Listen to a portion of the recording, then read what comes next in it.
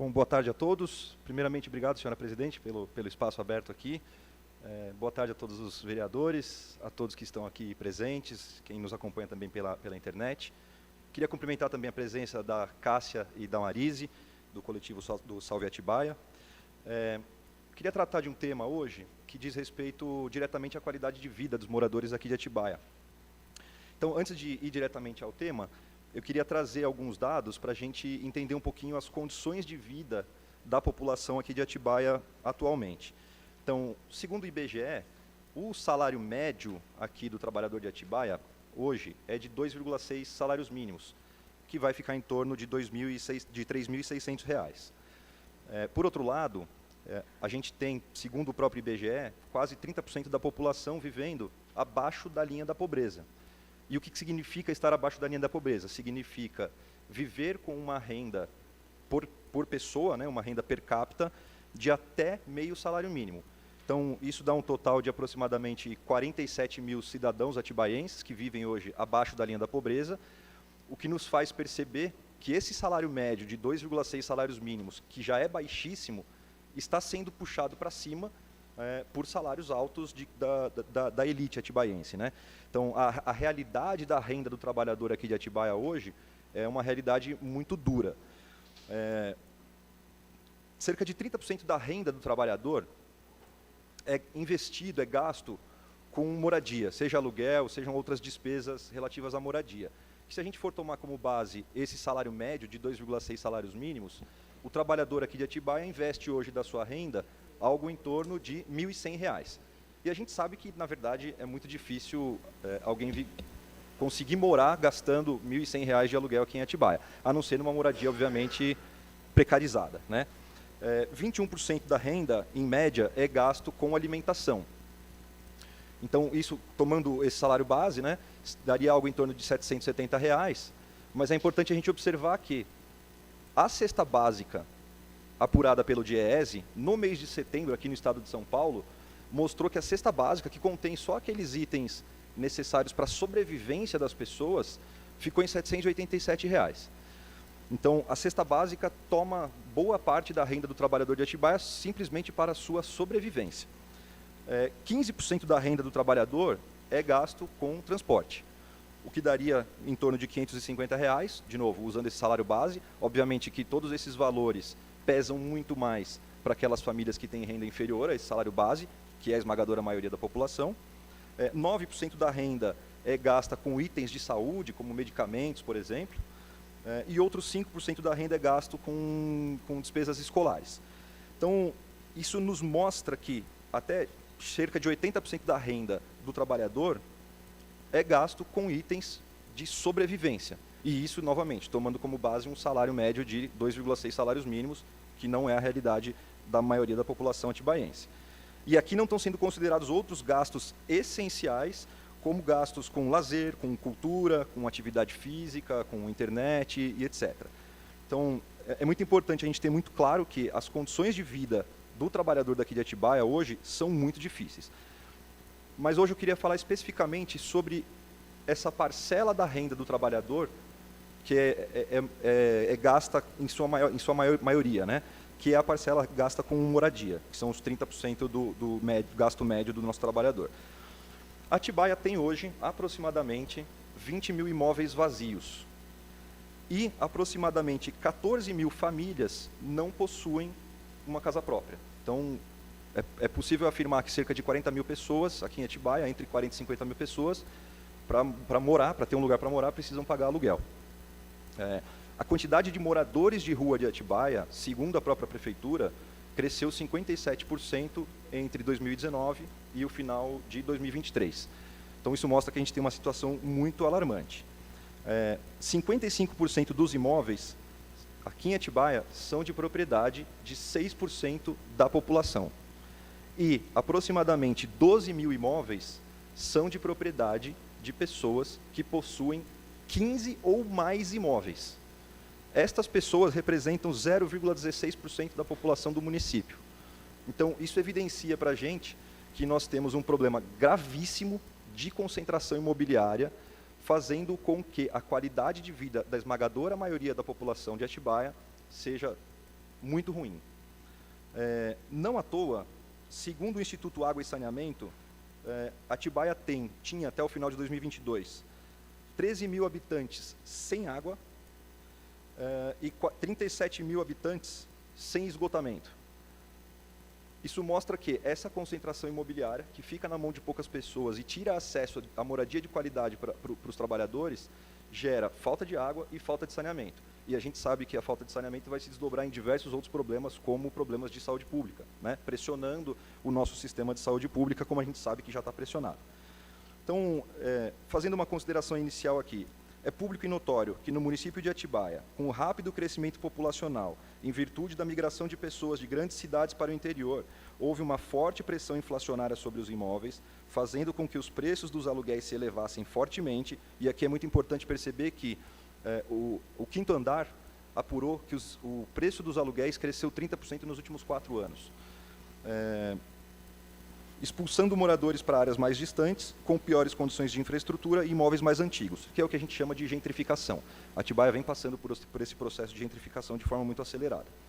Por outro lado, é de amplo conhecimento do poder público do município que existe uma grande quantidade de imóveis vagos utilizados para veraneio e se beneficiando da especulação imobiliária com a elevação do valor do patrimônio dos proprietários, aluguéis mais altos ou locações esporádicas via aplicativos como Booking e Airbnb. E eu estou dizendo aqui que é de conhecimento do poder público porque eu tenho um parecer da Prefeitura de Atibaia nesse sentido. Tá? Vamos entender um pouquinho o que o arcabouço legal do nosso país diz a esse respeito. Então, começando pela Constituição Federal. A nossa Constituição ela é muito clara no seu capítulo relativo aos direitos e deveres individuais e coletivos, ao assegurar no artigo 5º que todos são iguais perante a lei, sem distinção de qualquer natureza, ou deveriam ser iguais, né? Sem distinção de qualquer natureza, garantindo-se aos brasileiros e aos estrangeiros residentes no país a inviolabilidade do direito à vida, à liberdade, à igualdade, à segurança e à propriedade, nos termos. Então, o único dispositivo que eliminaria essa inviolabilidade da propriedade seria qual? Aquele que está disposto no inciso 23, que é a propriedade atenderá à sua função social. Então, para que a propriedade seja inviolável, ela precisa atender à sua função social. E aí, o que o Ministério Público de São Paulo diz a respeito da função social da propriedade? O Ministério Público de São Paulo tem um parecer muito claro, dando conta de que a propriedade, e aí falando especificamente da propriedade residencial, ela exerce a sua função social quando ela serve de moradia para alguém. Inclusive, nesse parecer, o Ministério Público aponta que os aplicativos de locação rápida, como Booking, Airbnb, as propriedades que estão inseridas nesse contexto, elas não atendem à sua função social, porque elas estão atendendo à função da especulação e não à função de moradia de alguém. Então, se a Prefeitura sabe que existem muitos imóveis de veraneio e que são utilizados para esse propósito, e que existe uma quantidade muito grande de imóveis desocupados em Atibaia, portanto, a Prefeitura sabe que esses imóveis não estão cumprindo sua função social, apesar de termos um déficit habitacional de aproximadamente 14 mil imóveis. Tá? Seguindo na Constituição Federal, no artigo 156, a Constituição confere aos municípios a competência de instituir impostos sobre a propriedade predial e territorial urbana, garantindo as possibilidades de, sem prejuízo da progressividade no tempo, a progressividade no tempo é cobrar alíquotas mais altas de IPTU para imóveis que não estejam cumprindo a sua função social. Então, sem prejuízo da progressividade no tempo, aqui se refere ao artigo 182, que a gente vai ver mais para frente, o imposto previsto poderá ser progressivo em razão do valor do imóvel e ter alíquotas diferentes de acordo com a localização e uso do imóvel. Então, vejam, é muito importante a gente ter isso muito claro, porque já me ocorreu de apresentar esta ideia para um legislador, e esse legislador dizer, mas eu não acho justo cobrar alíquotas mais caras de imóveis mais caros. Notem, essa não é uma questão de opinião pessoal, e nem de vontade de alguém. É uma questão que está prevista na Constituição brasileira. Então, aplicar a progressividade tributária, inclusive o princípio da progressividade tributária, é um princípio universal, né, reconhecido e utilizado no mundo inteiro. Então, é muito importante que a gente utilize esse mecanismo aqui em Atibaia para que a gente consiga atender as necessidades da população. No artigo 182 da Constituição vai estar dito o seguinte: a política de desenvolvimento urbano executada pelo poder público municipal tem por objetivo ordenar o pleno desenvolvimento das funções sociais da cidade e garantir o bem-estar de seus habitantes. E aí, no parágrafo 2º, ele vai dizer: a propriedade urbana cumpre a sua função social quando atende às exigências fundamentais de ordenação das cidades expressas no plano diretor. E aí, no parágrafo 4º, vai facultar ao poder público municipal exigir do proprietário do solo urbano não edificado, subutilizado ou não utilizado, ou seja, aquele que não está cumprindo a sua função social, que promova seu adequado aproveitamento, sob pena sucessivamente de, e aí no inciso 2º, imposto sobre a propriedade predial e territorial urbana progressivo no tempo. Então, vejam que a própria Constituição já está pacificada em relação a esse tema de forçar a utilização dos imóveis conforme a sua função social. O Estatuto das Cidades, se eu não me engano, é de 2016, na seção 2, em que vai tratar do parcelamento, edificação ou utilização compulsórios do imóvel, vai dizer ali no seu artigo 5º, lei municipal específica para a área incluída no plano diretor poderá determinar o parcelamento, a edificação ou a utilização compulsórias do solo urbano não edificado, subutilizado ou não utilizado, devendo fixar as condições e prazos para a implementação da referida obrigação. E aí, na seção 3, ele vai tratar especificamente do IPTU progressivo no tempo, dizendo que, caso isso não seja cumprido, o município deverá, e está dito afirmativamente no Estatuto das Cidades, que o município procederá com a aplicação do IPTU progressivo no tempo. Tá? Eu trouxe aqui eu não vou me ater muito, mas eu trouxe aqui um parecer de um livro intitulado Estatuto da Cidade Comentado, em que esse autor, esse jurista, entende que a aplicação do IPTU progressivo no tempo não é uma decisão de gestão. É uma decisão legal que está instituída tanto na Constituição quanto no Estatuto das Cidades, que são legislações que estão acima das legislações municipais, né, e que esse dispositivo deve ser aplicado nos municípios. O Plano Diretor de Atibaia, e aí, inclusive, eu queria parabenizar essa casa por ter aprovado no Plano Diretor de Atibaia o dispositivo do IPTU progressivo no tempo, inclusive já determinando critérios importantes para definir a partir de quando um imóvel pode ser considerado como desocupado ou não cumprindo sua função social, já determinando, em consonância com o Estatuto das Cidades, a alíquota máxima que pode ser aplicada, o prazo máximo em que esse IPTU pode progredir e, inclusive, determinando que, após 5 anos sem uso, né, sem a utilização social da propriedade, esse imóvel poderá ser desapropriado nos termos da lei para destinação de moradia social. Então, eu queria parabenizar essa casa por ter aprovado esse dispositivo no nosso plano diretor.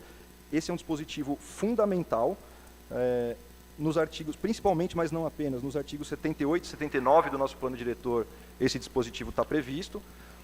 E aí, então, com base nisso, com base nessa circunstância, eu queria, então, deixar aqui o que a gente entende, o que a gente propõe para solucionar e para melhorar a qualidade de vida das pessoas aqui de Atibaia. Primeiro, isentar de IPTU imóveis de até R$ 1 milhão. Hoje, o nosso Código Tributário Municipal, ele tem contidas nele ali diversas isenções que são muito justas e necessárias, inclusive. Mas aquelas isenções que estão ali previstas, que têm inclusive o olhar para a população que tem mais necessidade, elas têm muitas condicionantes e elas são ainda insuficientes. Então, se a gente aumentar essa faixa de isenção para imóveis de até R$ 1 milhão, a gente simplifica essa legislação e atende, de fato, a população que, de fato, precisa desse apoio. Precisamos criar o IPTU verde, aprovar e criar o IPTU verde. Sei que ele já foi discutido nessa casa, mas acho que ele não chegou a ser aprovado. Acho que o IPTU verde também pode ser um mecanismo muito importante para fazer essa distribuição de renda e também garantir o cuidado com o meio ambiente, né? E, obviamente, compensar a arrecadação majorando alíquotas de IPTU dos imóveis de luxo. Então, a primeira proposta é fazer essa revisão da tabela do IPTU. Seguindo, precisamos urgentemente, e aí por que eu digo urgentemente? Porque se a gente não regulamentar o IPTU progressivo no tempo dentro do nosso Código Tributário Municipal, a gente corre o risco de estar num estado de coisas ilegal. E até inconstitucional. Então, a gente precisa urgentemente regulamentar o Código Tributário Municipal, regulamentar no Código Tributário Municipal o IPTU progressivo no tempo, e aí a gente propõe o seguinte: a arrecadação excedente desses imóveis desocupados que estão pagando alíquotas majoradas, ela ser destinada para uma rúbrica específica dentro da Secretaria de Habitação para criar o Fundo Municipal de Habitação para a construção de moradias populares, até porque o nosso orçamento, ano após ano, vem entregando um orçamento para a Secretaria de Habitação insuficiente, sendo uma das secretarias com o menor orçamento que a gente tem hoje. E aí, por fim, majorar fortemente a alíquota de ITBI, que é aquele tributo pago para as transações de compra e venda de imóveis, para transações de proprietários de imóvel único. E aí, por que a gente propõe isso? Para a gente forçar, para a gente evitar que as pessoas que estejam em situação de vulnerabilidade sejam obrigadas a vender o seu imóvel e não ter onde morar. Resultados esperados, para finalizar, senhora presidente. A gente espera, com isso, uma ativação da atividade econômica do município, porque uma folga no orçamento, através dessas isenções de IPTU, tende a gerar consumo dentro do município, dentro do comércio e dos serviços do município. Aumentando o consumo no comércio e serviço aqui no município, a tendência é que haja um aumento na arrecadação de impostos como ISS e o próprio ICMS. Deve ocorrer um aquecimento do mercado imobiliário, gerando emprego e renda. Por quê? Porque a gente vai forçar aqueles imóveis que estão hoje parados a serem ou alugados ou vendidos pelos seus proprietários. Então, um aquecimento no mercado imobiliário, que vai gerar também um aumento na arrecadação do próprio ITBI. Esperamos como resultado também uma redução da quantidade de novos imóveis construídos, justamente por conta desse aquecimento do mercado imobiliário, e aí, como resultado secundário disso, redução da pressão orçamentária para investimentos em infraestrutura urbana, ruas, avenidas, iluminação pública, saneamento e etc., e uma proteção ambiental, tendo em vista que a construção desacelerada de novos imóveis vai fazer com que menos árvores sejam derrubadas, evitando todos esses problemas que a gente já tem visto nos últimos anos. A possibilidade de acesso à moradia de qualidades, um resultado esperado, né? Possibilidade de acesso de moradias de qualidade para a população vulnerável, que são moradias livres de enchentes e mais próximas a centros urbanos. Por quê? A tendência é que as pessoas que não tenham de morar ou que estejam morando em algum imóvel precário consigam ter acesso a um imóvel já instituído em uma localidade mais bem estruturada. E redução da pressão orçamentária também no transporte público, tendo em vista que as pessoas vão passar a morar nos lugares onde esses serviços públicos já estão acontecendo. E, por fim, acesso a toda a infraestrutura já instalada de saneamento básico, lazer e vias públicas, reduzindo pressão orçamentária para os investimentos nessas áreas. Era isso que eu queria trazer, senhora presidente. Muito obrigado e obrigado a todos também.